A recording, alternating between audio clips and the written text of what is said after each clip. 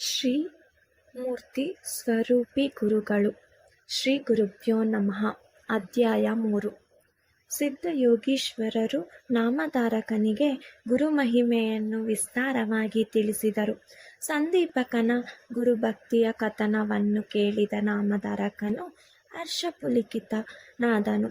ಸಿದ್ಧಯೋಗೀಶ್ವರರನ್ನು ಕುರಿತು, ಯೋಗಿವರ್ಯ, ನೀವು ತಿಳಿಸಿದ ಗುರುಗಳ ಮಹಿಮೆ ಎಂಬ ಅಮೃತ ಕಥನದಿಂದ ಸಂತೋಷಭರಿತನಾಗಿದ್ದೇನೆ.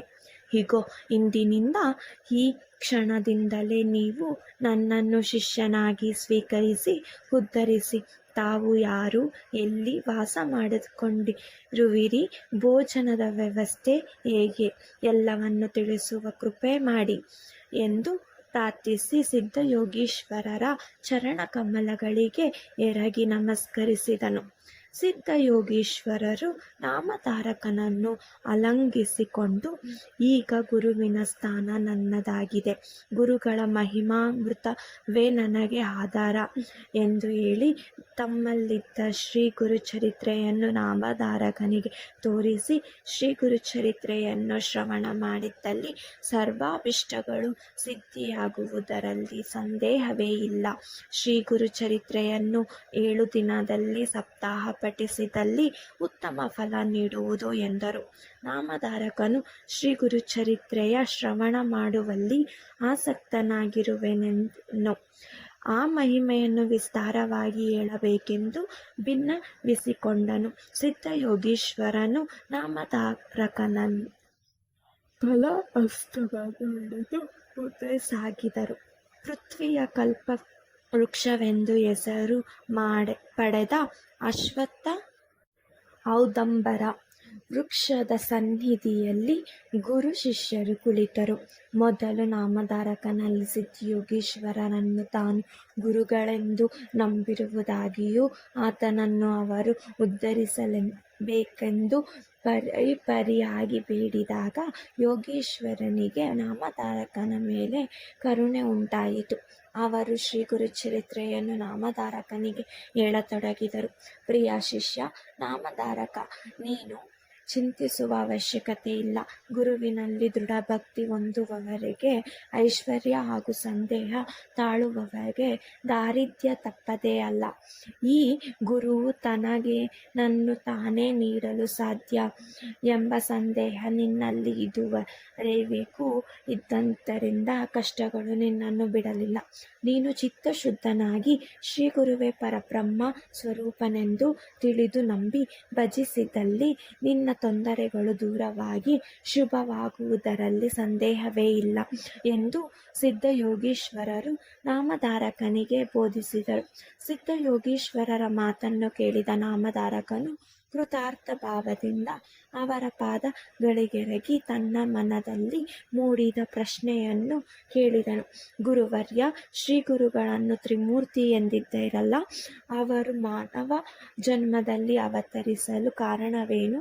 ದಯಮಾಡಿ ತಿಳಿಸಿರಿ. ನಾಮಧಾರಕನ ಪ್ರಶ್ನೆಯನ್ನು ಕೇಳಿ ಸಿದ್ಧಯೋಗೀಶ್ವರರು ಸಂತಸಗೊಂಡರು. ಅವನನ್ನು ಕುರಿತು, ಶಿಷ್ಯ, ನಾನು ಜಗತ್ತನ್ನು ಸಂಚರಿಸಿ ಕಂಡಿದ್ದೇನೆ. ಗುರು ಸೇವೆ ಮಾಡುವ ಅವಕಾಶವೂ ನನಗೆ ಲಭಿಸಿತ್ತು. ಅದರೊಂದಿಗೆ ಬ್ರಹ್ಮವಿದ್ಯೆಯೂ ನನ್ನ ವಶವಾಯಿತು. ಆದರೆ ಶ್ರೀ ಗುರುಚರಿತ್ರೆ ಶ್ರವಣ ಮಾಡುವ ಆಸಕ್ತರು ಅಪರೂಪವೆಂದೇ ಹೇಳಬೇಕು. ಅಲ್ಲದೆ ಸಾಮಾನ್ಯರಿಗೆ ಶ್ರವಣ ಮಾಡುವ ಆಸಕ್ತಿಯೇ ಬರುವುದಿಲ್ಲ. ನೀನು ಶ್ರೀ ಗುರುವಿನ ಅಂತರಂಗ ಭಕ್ತನಾದ್ದರಿಂದ ಶ್ರೀ ಗುರುಚರಿತ್ರೆಯ ಶ್ರವಣ ಮಾಡುವ ಬಗ್ಗೆ ನಿನಗೆ ಆಸಕ್ತಿ ಉಂಟಾಗಿದೆ. ನೀನೇ ಧನ್ಯ. ನಿನ್ನ ಕಾಮನೆಗಳು ಪೂರೈಸಲಿ. ನಶ್ವರವಾದ ಈ ಜಗತ್ತನ್ನು ನಂಬಿ ಬದುಕುವ ಸಾಹಸವನ್ನು ಮಾಡಬೇಡ.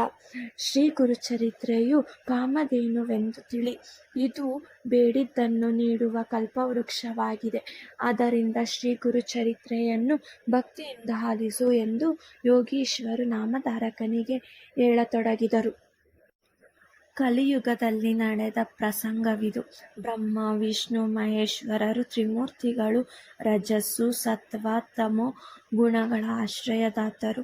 ಸೃಷ್ಟಿ ಶಕ್ತಿ ಬ್ರಹ್ಮನಾದರೆ ಪೋಷಕ ಶಕ್ತಿ ವಿಷ್ಣುವಿನದು. ಸಂಹಾರ ಶಕ್ತಿ ರುದ್ರ ಶಿವನದಾಗಿದೆ. ಈ ಮೂರು ಶಕ್ತಿಗಳ ಸಮಷ್ಟಿ ಅವತಾರವನ್ನು ತ್ರಯೀಮೂರ್ತಿಯ ಸ್ವರೂಪವೆಂದು ಹೇಳಲಾಗಿದೆ. ಇಂತಹ ಶಕ್ತಿಯುಳ್ಳ ತ್ರಿಮೂರ್ತಿಗಳು ಭೂಭಾರ ಹರಣ ಹಾಗೂ ಭಕ್ತರ ಉದ್ಧಾರಾರ್ಥವಾಗಿ ನರವೇಷಧಾರಿಗಳಾಗಿ ಭೂಮಿಗೆ ಬಂದರು. ಇಂತಹ ಸಂದರ್ಭದಲ್ಲಿ ಒಂದು ಪುರಾಣ ಪ್ರಸಂಗವನ್ನು ವಿವರಿಸುತ್ತೇನೆ. ಶ್ರದ್ಧಾ ಭಕ್ತಿಯಿಂದ ಆಲಿಸುವಂತವನಾಗು. ದುರ್ವಾಸರ ಶಾಪ. ಸೂರ್ಯವಂಶ ಕುಲೋತ್ಪನ್ನನಾದ ಚಕ್ರವರ್ತಿ ಅಂಬರೀಷನು ವಿಷ್ಣು ಭಕ್ತ. ಈತನು ಏಕಾದಶಿ ವ್ರತ ನಿಷ್ಠೆಯುಳ್ಳವನು. ಒಮ್ಮೆ ದುರ್ವಾಸ ಮುನಿಗಳಿಗೆ ಅಂಬರೀಷ ಚಕ್ರವರ್ತಿಯು ಆಚರಿಸುವ ಈ ಏಕಾದಶಿ ವ್ರತವನ್ನು ಭಂಗ ಮಾಡುವ ದುರ್ಬುದ್ಧಿ ಹುಟ್ಟಿತು. ಅಂದುಕೊಂಡಿದೆ ತಡ.